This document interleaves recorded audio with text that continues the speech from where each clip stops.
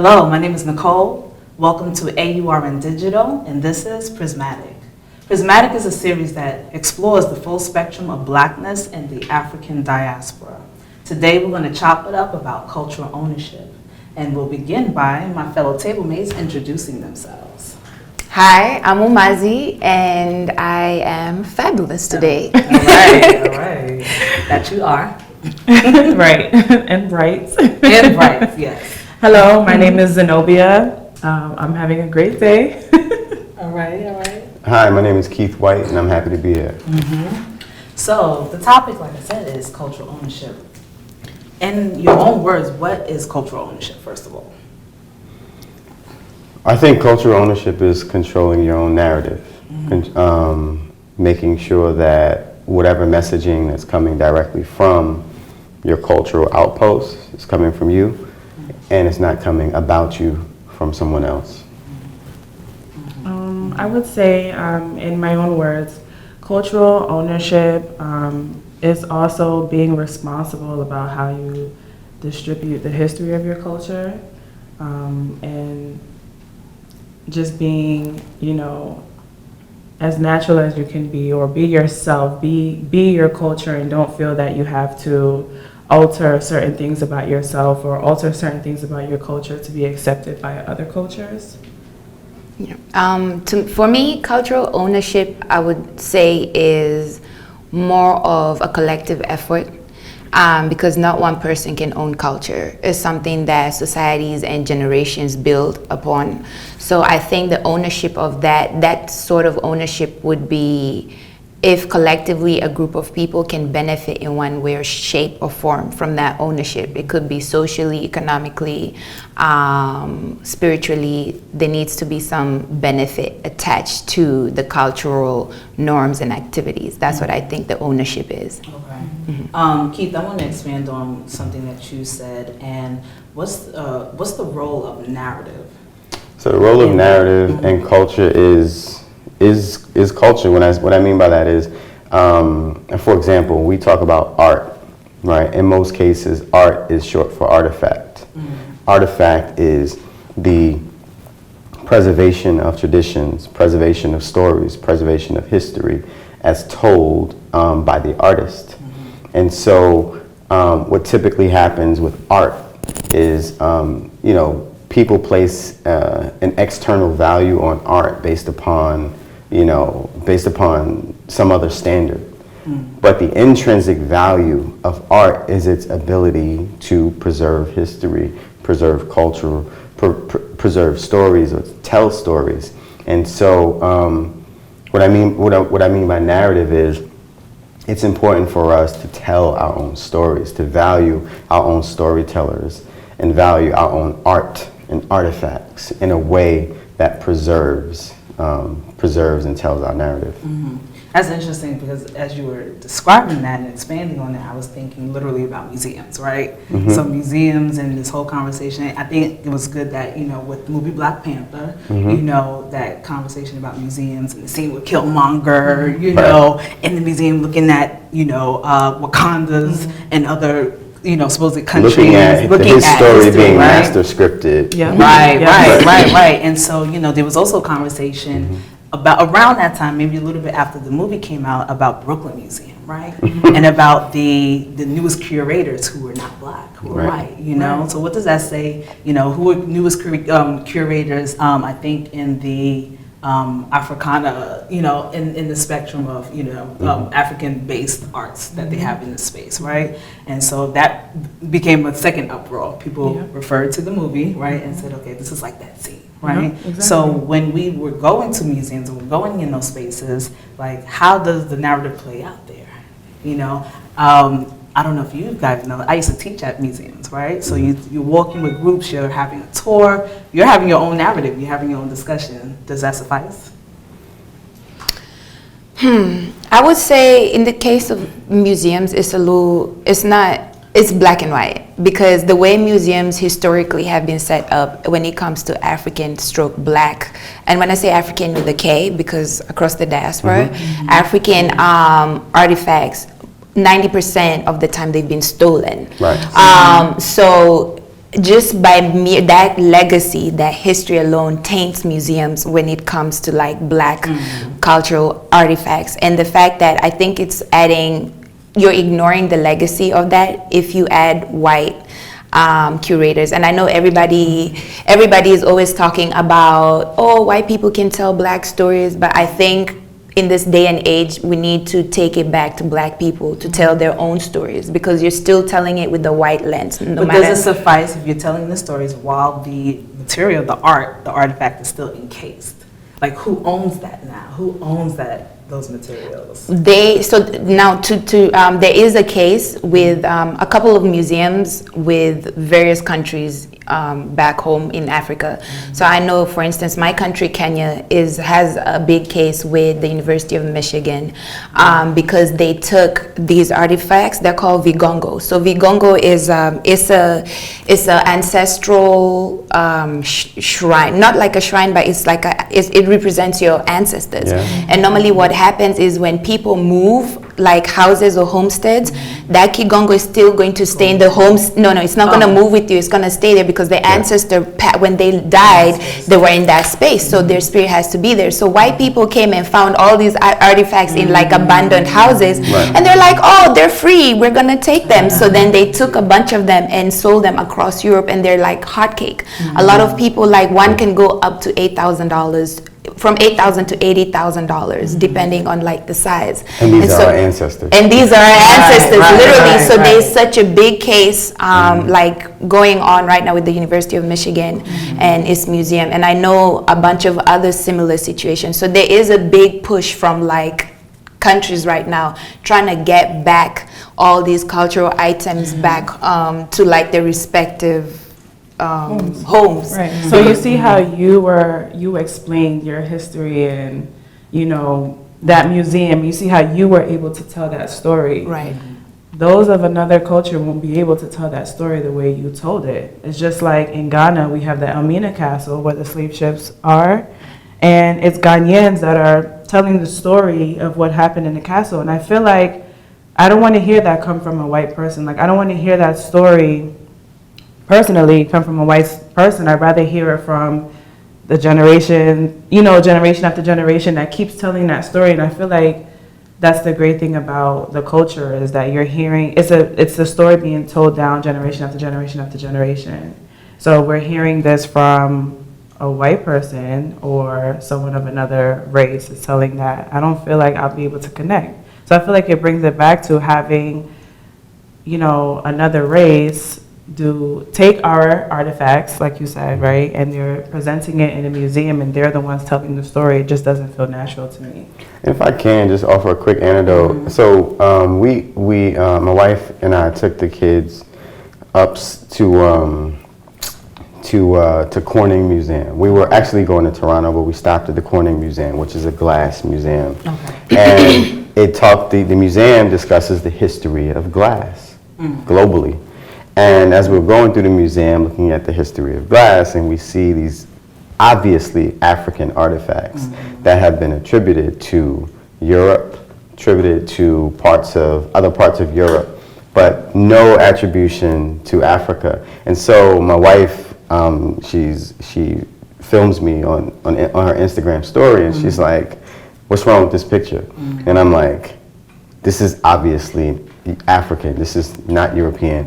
And the history of glassmaking predates all of this that exists here, and there's no story about Africa, and this is another example. So in the wall text, like in the museum, there's nothing, it's just like pictures, there's artifacts, African artifacts that are not being attributed to Africa. And so, she posted on her story, and the Corning Museum actually calls us and says, "You know what?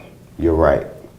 How do we fix this?" Okay. And so we've engaged in a process with them now to fix the master scripting that they've done. And I mean, it's a holistic process. They've been like, "Listen, should we issue a statement apologizing for the history of what museums have done in terms of ignoring the diaspora?" They asked that question. Okay.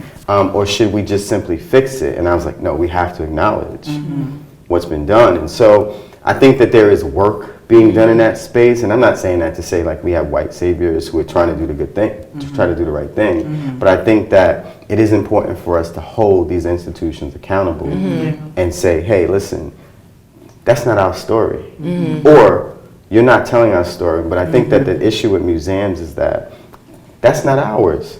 Right, the Brooklyn Museum is not ours, and I don't necessarily want the Brooklyn Museum being responsible for telling my story.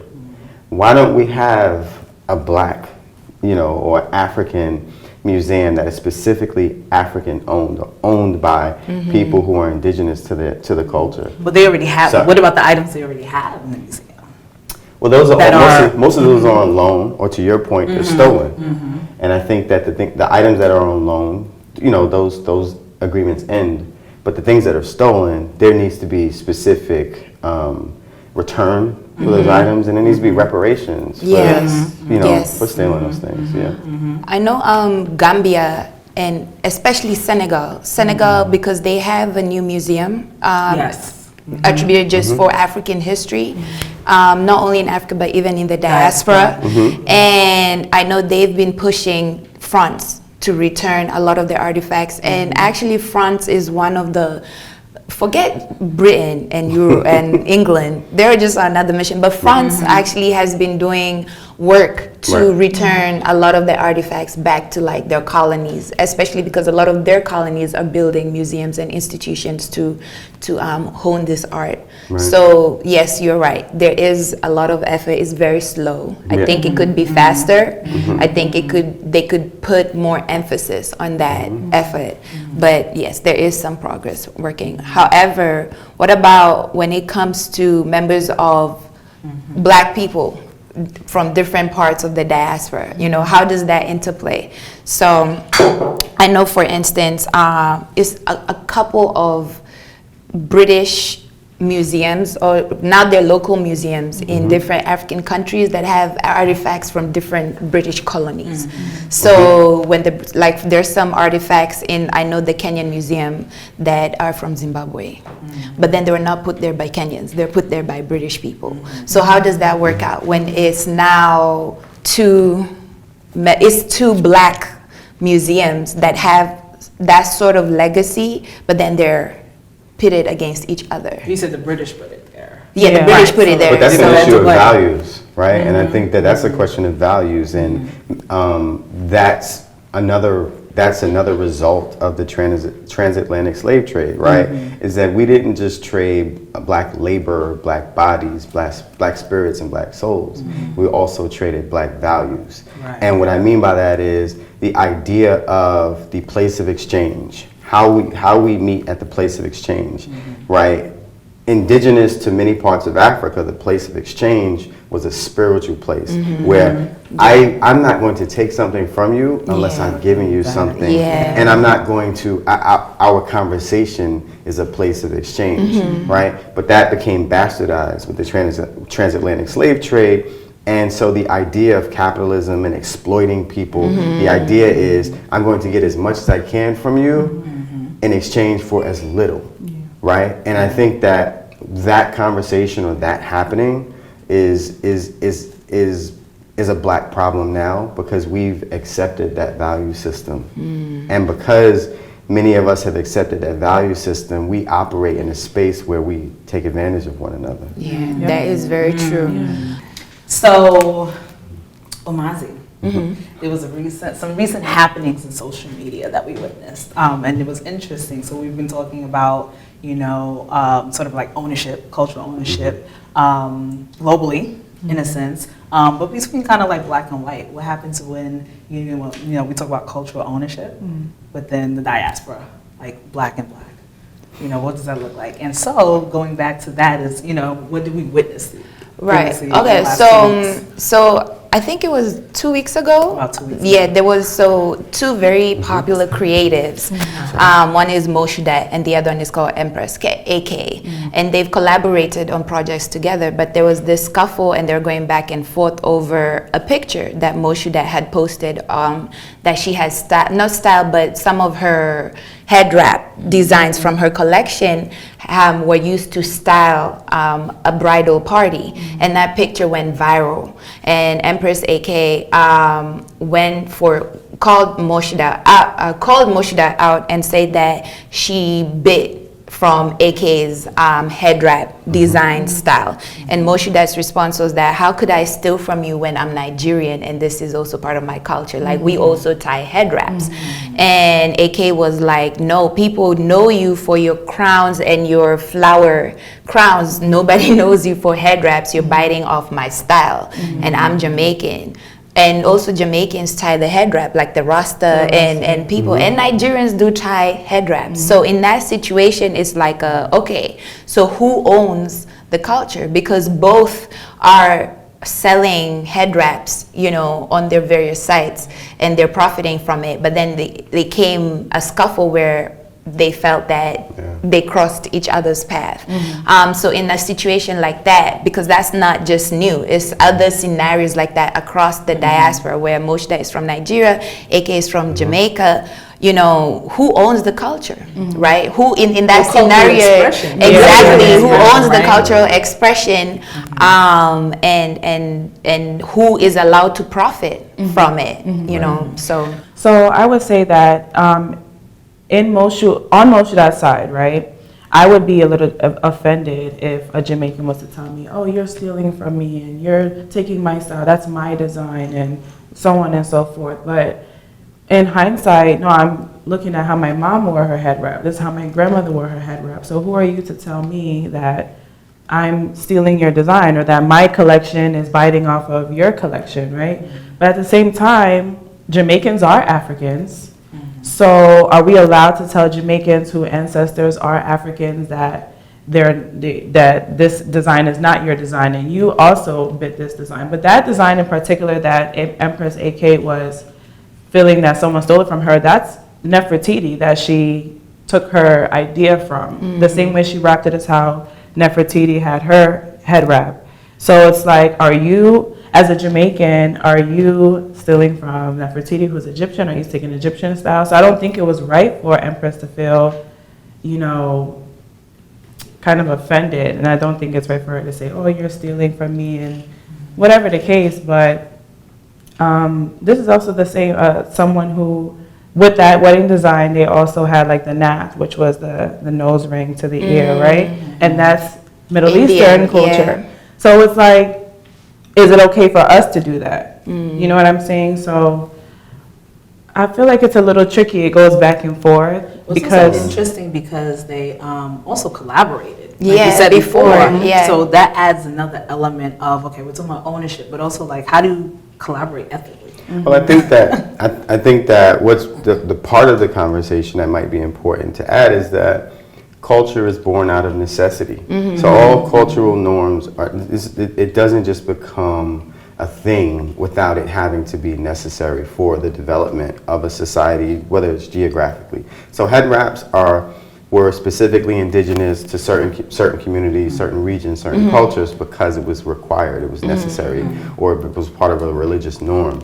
So the idea that that somebody can take ownership of a cultural or an aspect of culture without it being really derived from necessity, I think is incomplete. And I think that you know, that conversation is really tragic, because the Jamaican roots are in the African diaspora. The African diaspora is rooted in so much richness and wealth that there really should be, there's really more that they have in common than this public argument. And the public argument really should have been a private conversation about, because it sounds like it was really a personal thing. Like, hey, this is a design that you specifically, not your culture, not Nigerians, but you specifically, you didn't do this before, and you did it after we've collaborated. And I think that's a personal, private thing. That should not turn into a conversation between Nigerians and Jamaicans, right. Yeah, because also, you know, I mean, like the way Nefertiti ties it, the Rasta, the Bobo Shanti, they tie it like that too. So I could see how Moshida on one end, I was like, yeah, Nigerians do wear gele like that sometimes, you know, even though it's round like this, but sometimes they do the upwards. And in the other end, I was like, the Rasta too, they tie it up. So I was like, both of you kind of own this headband style. But even the Rastas coming from the Ethiopian Jews as they traversed from Israel, from the Middle East, right? We're traveling, and so there are certain things that we need for our safety or for our identity, or to protect what we're building. Like all of these things are derived from something, and that journey, that process is really important. And we lose it on these personal battles. Sorry. Well, I have another example. So what about jewelry, right? So right now, it's a big, before it used to be white people who used to buy jewelry back from different communities, and then now they sell it. But now we have on the continent. On the continent, yes, they'll buy jewelry from the continent, export it to Europe, exorbitant prices, and have them. And now we're seeing the same thing happening right now, where now we're having more and more Black-owned enterprises, African American, African descent, first generation, Afro-Caribbean, Afro-Latino, irregardless, as they're now indulging in that trade. and so I necessarily do not have a problem with that. I have an issue with the fact that they're still modeling off the white capitalist model of selling this artifact. In a lot of these sites, there's not a good representation of the cultural importance of like the artifacts. For instance, the waist beads. You know, it's good for people to know what these waist beads mean, because it's usually in certain cultures in East Africa, the more each waist bead is like your level of sexual expertise, whatever that is, right? So the more you wear it, it's different in Ghana. Right, exactly. So the more you wear, the everybody's like, ooh, she's saucy. She's like the thing. And so I feel like for me, and it's not for everybody to see. It's like for your man, or for like when you want to like flirt, you show it a little bit, you put it back. Then the guy you're flirting with, they're like, oh, okay, I see. You know, but then no. So when I came here and I started seeing it, like I was like, oh snap! Like what a minute, what's happening, right? That's one example. But then, as you said, in Ghana is different. So it depends on where you're sourcing it. But then when you just put it on the site, and there's no nothing. There's no language. There's no language behind it. It's just they come up with some name. They call it Nefertiti waist beads. You know, like I think that's the problem I have. As you said, we have the power to control the narrative of our cultures, but we're just fitting into the same value system that was, as you mentioned, battered towards us during the transatlantic slave, and that's the biggest issue that I have. We're not challenging ourselves to do this differently, because nobody has said we cannot profit off our own artifacts. Nobody's saying that, but how are we profiting? I think that's the biggest case. How is it? What do beads represent? So in Ghana, you usually wear beads as a baby, and it's just measuring your growth. It's your growth as you're growing. When your beads are getting tight, it's time to upgrade or get bigger ones. And then in more older women, it's more so like, oh, it's getting tight, gaining a little weight. If it's getting loose, I'm losing weight. It's more of like a monitoring thing. Wow. And, back home. So it's like seeing it as an accessory, like it's a belly ring, is kind of like, and then also there's a certain way to wear it too. Like you're supposed to wear it low, like so you can hide it. But here I see that they wear it so high up and it's really tight. So it's just like. This is really embarrassing. Because we went, I took my family to South Africa. And my 17-year-old daughter was like, I want those waist beads. And I was like, well, what do they mean? And it wasn't, there's no language barrier in South Africa, so it wasn't, but they just didn't necessarily explain what it was. They were just like, here, this is the price.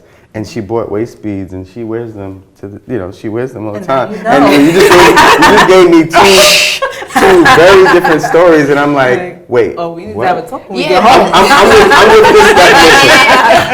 So honestly, those are Ghanaian. But then also Wait, the thing with us, then again, the artisans back home, right? They've also detached that cultural value from these stuff, because if you really think about it, how do they make money? How do they put food on their table? So if it makes if it's gonna give them food to tell you that this is just something you can wear for jewelry, then they're gonna do that. They're gonna say that. So I think it is up to like the seller to go above and beyond to really curate. Right. If you're gonna call yourself an African jewelry curator, you need to curate. You need to actually go go to the Smithsonian Museum. If you can make it to the actual continent, figure out some way, shape, or form that you can curate this culture, and even give examples. Say in East Africa is this the representation, in Ghana this is the use, in Southern Africa this is the use, so that you, if you're buying it, you could be like, look, I want to attach it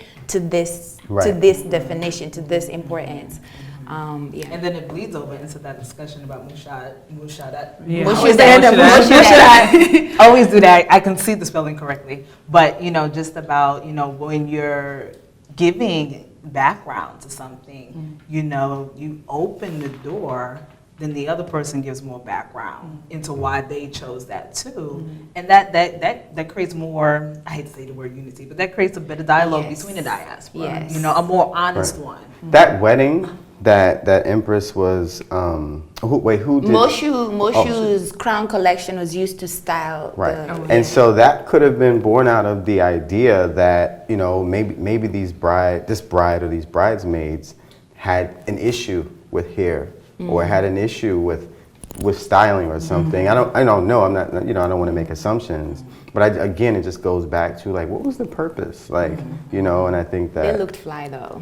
You mean what was the purpose of them using it for the wedding? Meaning like if the purpose was specifically for a need, not just because it looked nice, but it was for a need as well. Maybe, yeah.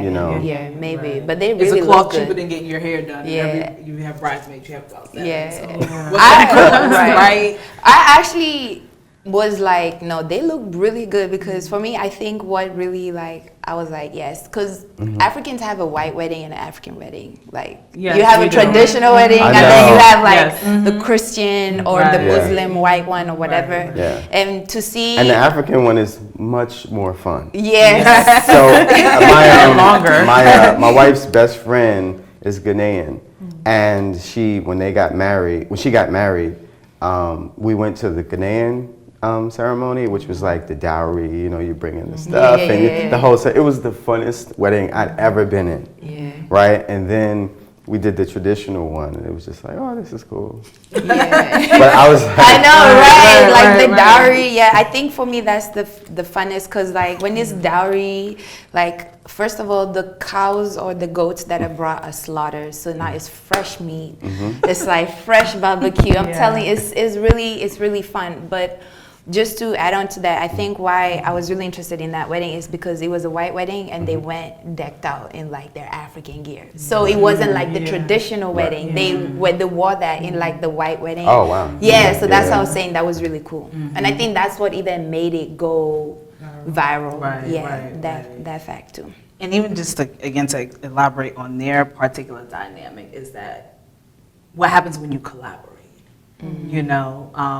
How does that collaboration happen? What goes on behind the scenes, like you said? Because that's the first thing that I thought. I said, as I'm reading more and I'm watching their exchanges, they're doing their videos separately throughout the whole day. And you're like, wait a minute, you guys work together. This seems like a personal thing. So what guidelines or what do you put in place, as African people, right? We're talking about the diaspora. What do we put in place? Because, traditionally our way of communicating and collaborating has been different. So now that we've been, influenced by the Western world, what does collaboration look like ethically? That goes back to the place of exchange. Like ethics should dictate that when I receive something for you, I want to give you something in exchange or greater because I appreciate this relationship. And that is that is a sign of the appreciation of the relationship. We're so far from that now. Yeah, and I think why we're so far from that is because we genuinely still do not know who we are. And I give a big example. When I came to the US, a lot of things that I thought were Kenyan were not Kenyan, they're British. The fact that we drink tea literally 6 times a day, that's not a Kenyan thing, it's a British thing. And back, I used to think, oh my God, Kenyans love tea. So a lot of things that I thought were Kenyan are not, they're British. And that's the same case for a lot of things in the diaspora. A lot of things Nigerians think are Nigerian are not even Nigerian, they're British. Wow. So who are we? You know, who are we outside of this colonial lens? And I think if we as individuals take the step to really try and figure out our cultural past outside of the colonial lens, it will make us more comfortable in knowing who we are, to the extent that you knowing who you are, or you even trying to interact with who I am, is not going to threaten me. I think the fact that we think we know who we are, that plays into a subconscious mind that it's almost like a divide and conquer thing 24/7. Like when you look at Afrobeats and hip hop, with like the thing going now, Afrobeat is mainstream. A lot of the dance styles, when we did the hip hop versus Afrobeat video, we did a video where we showed the dance styles between hip hop and Afrobeats, and how some of them, if not most of them, are very similar. It's just how you articulate the movement. And a huge pushback we got was like, why are people from Afrobeats like copying like hip hop moves? And in my head, I was like, it's not even about like copying, it's the fact that these moves all have the same history, the same connective history. It's just your diasporic experience is going to influence how you articulate the move, how you do the move. And that's a big question. It's because we both on this side and the other side of the ocean, we genuinely don't know who we are outside of the stories How we've we've been told. experienced oppression in America versus in the Caribbean versus in other parts of the world, right? Has been very different. Yes. And it's also specific to weather, Yes. right? It's specific Yes. to weather. Weather and Yes. clothing has been affected, and that has affected the ability for people to do certain types of dances, Yes, right? yeah. And so all of those things play a part, and Right. it's so, again, it's so tragic that there's even a conversation about Afrobeat, which is pop music at this point, right? Right. Yeah. And hip hop, which is also Pop music. music at this point, Right. yeah. And just to even, I think even lyrically, if you hear the similarities of hip hop and Afrobeats, it's so beautiful. And even like dancehall and soca, you know, I think what I do love that's happening on a larger scale in terms of like the music industry is the collaborations between various artists from all over the world with blackness. Now again, we're falling into the trap of doing the things that people before us have done. Look at Beyonce and the Gift album. As much as that was supposed to be a love letter to Africa, you pretty much did what Lion King and all media have always done in terms of representing the continent as this wide, vast place that is just magical and euphoric and like it doesn't have real people. Right. When you did your little, when she did her ABC documentary, you could have Afrobeats. The culture, the movement, the style was born out of the hustle in the ghetto. The same way hip hop was born out of the hustle in New York, in the Bronx, in the ghetto. That pain, that struggle is what created Afrobeats, the kids in the ghettos in Africa, those dance styles. But then you're showing all these kids running, naked kids, hungry kids with torn clothes, running after you, instead of really showing, if you were gonna represent that story, instead of showing the kids in the ghettos ciphers doing their dance, you know, like that's the difference between a Black American who is in a very privileged space at this point, telling the story, and somebody like Fela. When Fela told the story, it was just like, yo, I'm there. I'm with you. And as problematic as he was with like the whole the women and stuff like that, right? You knew that he felt the story. Yeah. Right. And he felt it internally, and when he told it, you wanted, like, that's what you wanted to experience that. Yeah. And you wanted to find where he got that from. Like, where did that stem from? Right. Right? Yeah. And then, like, it's interesting we're talking about, you know, this piece, you know, this music that has been, you know, created from the soundtrack, right? And Afrobeats. And, you know, I have my own critiques about how it's spreading, because I love that it's spreading, first of all. Yeah. You know, I really, the diaspora dialogues that Yeah. are happening, beautiful. So from a cultural standpoint, we have like do we have cultural ownership of the art that's being created? Are we gonna, you know, some of the music, like my critique is like, I always love sort of like the softness of Afrobeat, like the language, you know? Like, I love that the brothers are talking to me, like, oh, this is beautiful. Yeah, Mr. I am gonna Easy's walk around. Property Yo, let me tell you, record. Mr. Exactly. But when I started hearing, you know, sort of like, I'm a hip hop head, as much as I started hearing, you know, sort of like the more rough hip hop versions of Afrobeat, I'm like, that's not what I want. Are we gonna go down now, right? That artistic route, right? So now that these collaborations are happening, what's gonna be, how are we gonna have cultural autonomy? Who's gonna own this big conglomerate? You know, this sound that's coming and more collaborations. I think we there's a know conflict. these There's a head conflict. companies are gonna be dictating. I went to the One Africa concert. I go every year, but I went to the one in 2018 in Coney Island. And what I realized is there is a anger in African Americans that is not existent in some Africans. And what I mean by that is, you know, there's a different type of chip on our shoulder. And that's indicative of our music, right? And that's why our music is somewhat harder, edgier, and angrier, as opposed to being as expressive as I find Afrobeat. Like Afrobeat music coming from like Burna Boy, like people like who are specifically being very intentional about protecting their culture. They are very expressive, right? As opposed to the African American kind of like angle into Afrobeat music. Mainstream. I don't know. I feel like Burna Boy is like mainstream. No, I'm talking about on the African American side. On the African American side, Right. it feels very. And I'm saying mainstream Mhm. hip hop versus some of the hip hop we know that doesn't get, you know, as much of a podium. Like the commercial hip hop, like, is that what you mean? You know, I mean, you have, it's funny because I can't think of some of the rappers I'm thinking of now that I actually probably personally know, but it's like, you know, I mean, back in the day we used to like say like, okay, underground versus, you know, commercial. It still kind of exists. Yeah. You know, the lines are blurred because of social media, you know, and just the way the internet operates versus years ago. But, and I only emphasize that because I think there still definitely are artists who are doing what Burna Boy is doing in this country.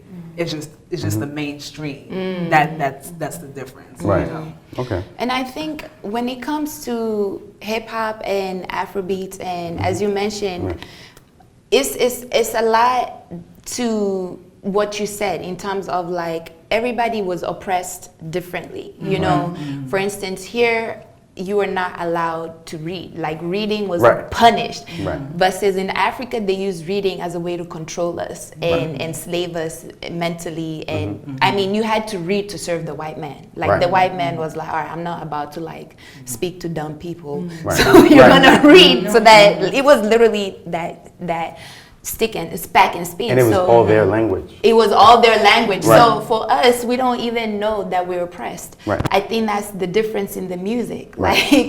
Like we genuinely don't know we're oppressed. I had to come to the US to be like, oh, what? This is all very problematic. But like back home, I never ever thought that way. So it's just really very, very, very clear. And that's That's why a good point. yeah, like the music, that I think that's what is really reflective in the music, where here you really feel that oppression. It's like white people, you see them, you feel it, police brutality. For us, yes, it's police brutality, but it's the same black skin. So you're just like, you're just like, it's so you don't, that It's anger. very much in our face, and I feel like in Africa, It's it might be not more in- so systemic. It's so systemic, It we is. don't Yeah. even see it At all, so we don't feel it. And that's I think that's where the difference in the music is. And then there's this whole idea that Africans are always happy.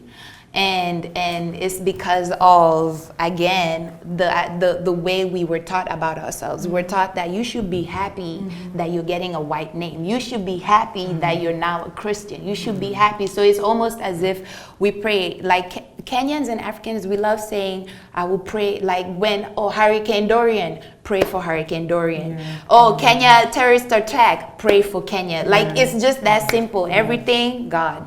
So on that note, so I'm glad we talked about the whole diaspora. I want everyone to say what their hope for cultural ownership throughout the diaspora is moving forward. I like to see revolutionary change in human values. That would inform a different level of cultural appreciation and expression, and also cultural storytelling.